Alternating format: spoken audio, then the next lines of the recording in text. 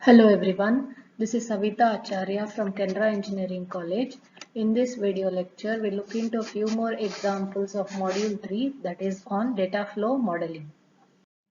Next question is for a synchronous counter designed using master-slave JK flip-flops. So this is the synchronous counter logic diagram. Okay, we have 4 JK flip-flops are used, and this is the additional circuitry for realizing this synchronous counter. Okay, and this is the NAND gate. This is the diagram using NAND gates for a master slave JK flip-flop. So you have to realize this. It is not gate level, it is data flow. So you have to realize this circuit using the data flow expressions. So first we will move on to realize the JK flip-flop using data flow modeling. So I have retained the logic diagram for the JK flip-flop, that is using NAND gates. So let me start writing the program module. Say I will use JKFF as the module name.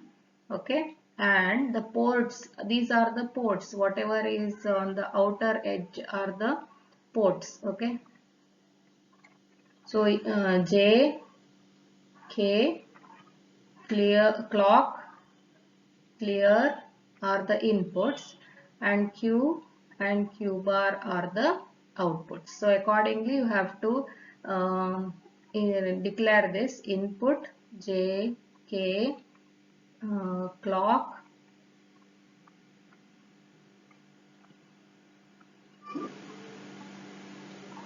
clear, and output is Q bar. Okay, now we'll go on. So you have to declare the intermediate signals as well. You can see here A, Y, all these things. So wire, I will declare it as same names A, Y, C, and B, Y bar, D. Okay, okay, one more C bar. Okay, now we'll realize the expressions. So assign A equal to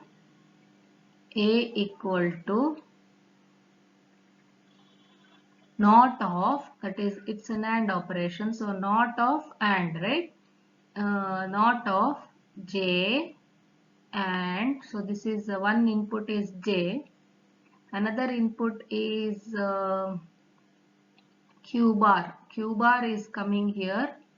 Okay, so it is Q bar, and the other input is clear,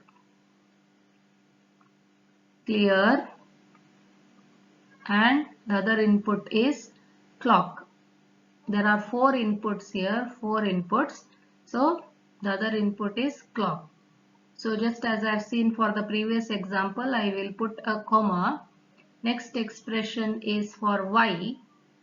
Y equal to not of A and Y bar. A and Y bar, comma, C equal to not of Y, and it is C bar. Y and C bar, comma, this is done, right? C is done. Next is Q. Q equal to not of C, and the other input is Q bar. This completes the upper row. Now next, coming to this NAND gate, that is B. It has got 3 inputs, K, clock and Q. So B equal to naught of K clock and K clock and Q, comma, the next one is y bar equal to naught of, there are three inputs here, one is B, the other one is clear and the other one is Y.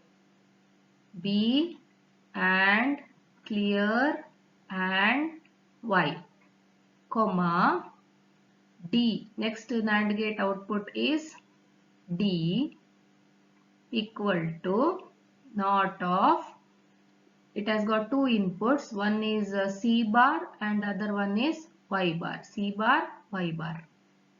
Okay, C bar and Y bar, comma, the next last one is Q bar equal to naught of three inputs, one is D, the other one is clear and the other one is Q. D and clear and Q, okay, comma, the last one is C bar, that is C bar equal to naught of clock, semicolon. So this covers all the expressions. Okay, finally end module. Now we'll proceed to realize the 4-bit synchronous counter using this JK flip-flop, which we have already realized in the previous slide. So here you can see there are 4 JK flip-flops. The 4 instances of the same JK flip-flop are used. Say 1, 2, 3, 4. Let me give some instance label to this. Say this is JK1, JK2, JK3 and JK4. Okay, these are the instance label for the 4 instances of JK flip-flop. Okay, and in addition to that I will name this as C1 intermediate signal, C2 and this as C3. Okay, now we will have to instantiate this JK flip-flop 4 times, that is that will be gate level modeling only. Okay, so proceed to write the counter. Say let me take the module name as counter. Okay, now see which are the ports. So the ports are one outside the dotted line here and this one Q, the outputs. Okay, so let me take this as clear, clock, count enable, I will just take it as this one, count enable, and then output is Q. Okay, so remember Q is a 4-bit vector. So input, the rest 3 are inputs, input clear, clock and count enable.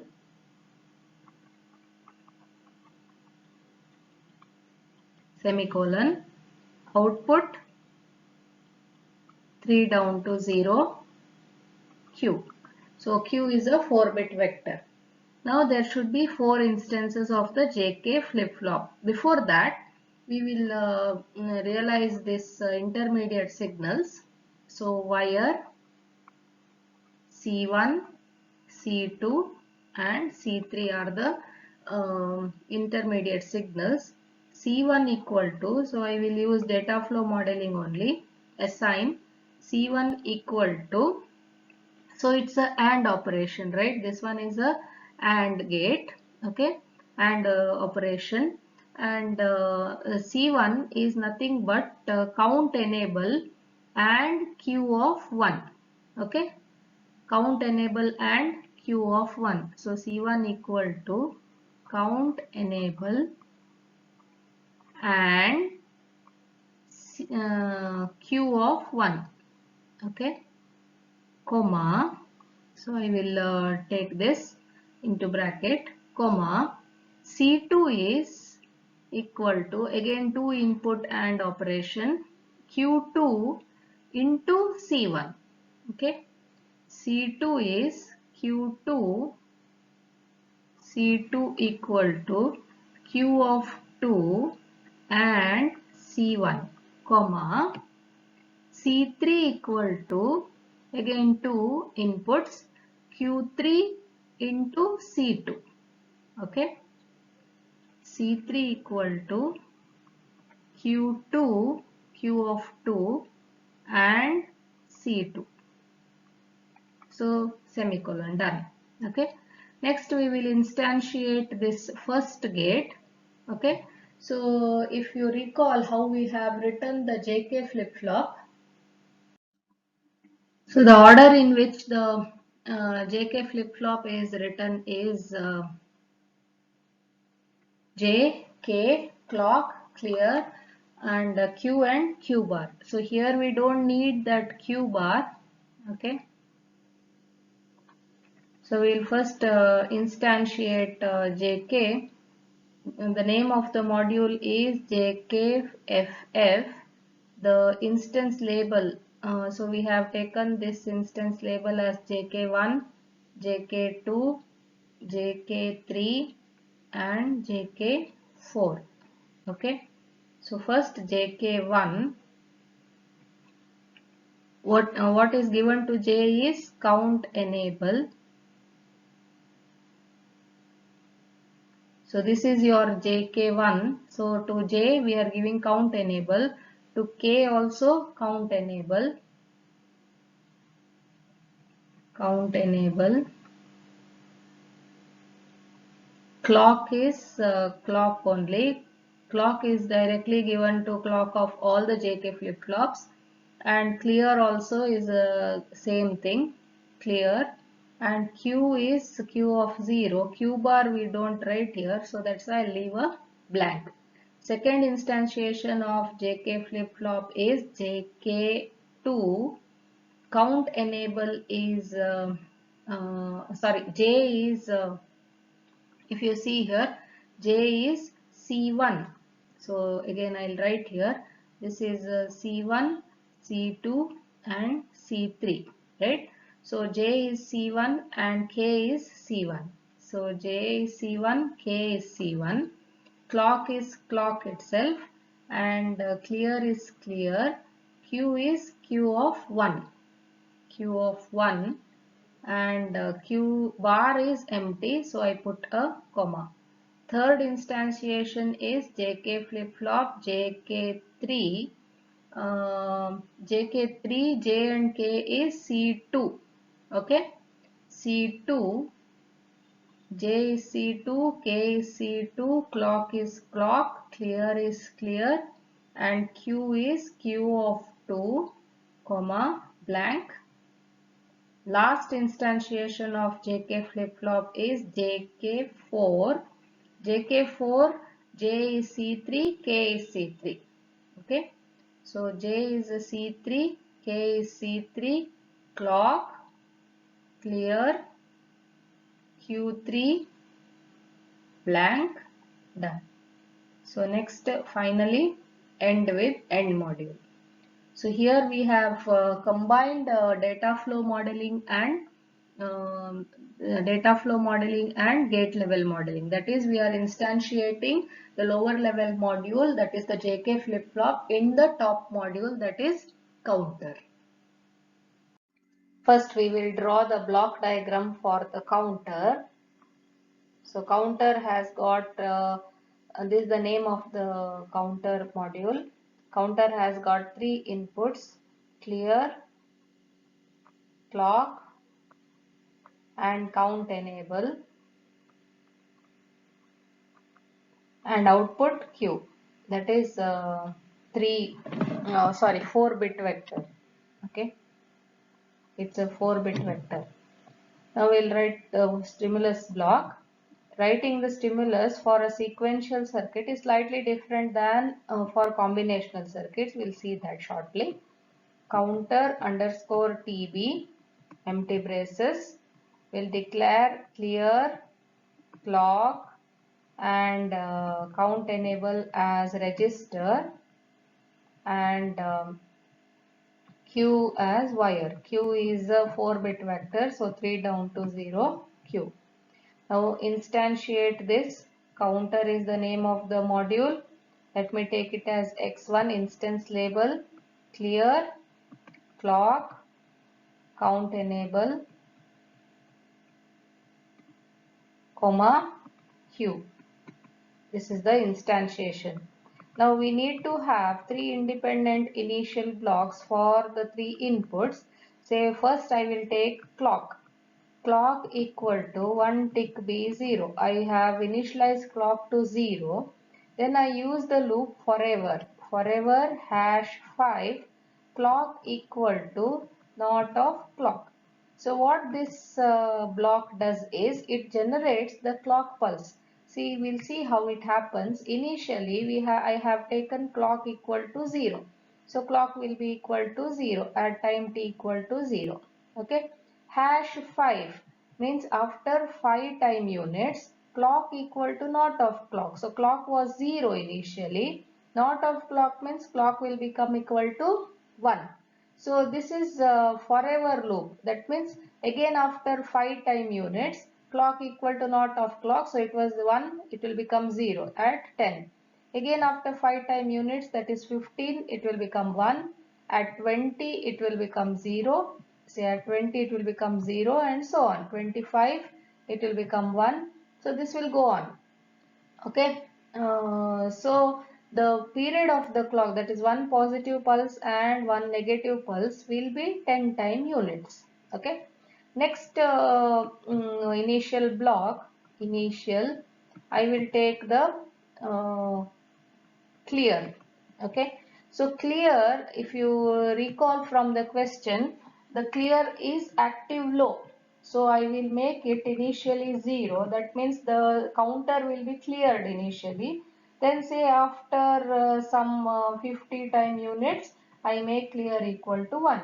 So the inactive state of the clear input is 1. So when clear is 1, the counter will count normally. When clear is 0, the counter will be reset. I will continue here. The next initial block is for the count enable. The count enable is active high. As long as the count enable is 1, the counter will start counting. Okay. So this is the stimulus block. So here you can see here this one clear is having a higher priority. So clear is asynchronous input.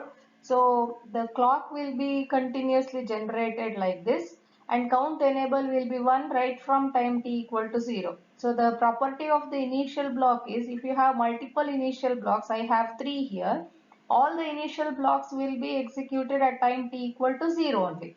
So clock will be generated independently like this. Clear will be 0 initially. Count enable will be 1. But since clear is having higher priority, it will override this count enable, and hence the system counter will be reset to 0. Only after say 50 time units, I am making clear as inactive. That is, I am assigning clear to 1. So that time, since the count enable is 1, so it will start counting. So I will make this as 25, that is after 25 time units clear will be inactive, that is 1. So I have a snapshot of the waveform, 4-bit counter waveform for the stimulus block that we have just written. So this is the clock. So for every 5 time units it will be toggled. So I have a clock with a period of 10 time units. I have clear here, which is 0 initially, that is it is active, and after say 25 time units I make it 1, and count enable is 1 throughout. Okay. So as I told you, even though there is a clock, this counter is triggered for the negative edge of the clock. So even though there is active clock here, but since clear is having a higher priority, it's an asynchronous input, and active low, the system or the counter will be reset to 0. So as long as clear is 0, counter is 0. At 25 time units, the clear will become 1. Okay, and since count enable is 1 throughout, the counter will start counting now, but now it has to count for the negative edge of the clock. So here, since this negative edge is already over when the clear is becoming 1, that is inactive, next negative edge of the clock is here. So at this negative edge of the clock, clear is 1, inactive. So next it will check if count enable is 1. Yes. So since the count enable is 1, the counter will start counting 1, 2, 3 for every negative edge of the clock. Say 1, next negative edge comes here. So for that it will count 2, increment by 1. Then next negative edge it will be 3, 4 and so on. It goes on counting. Okay. Thank you.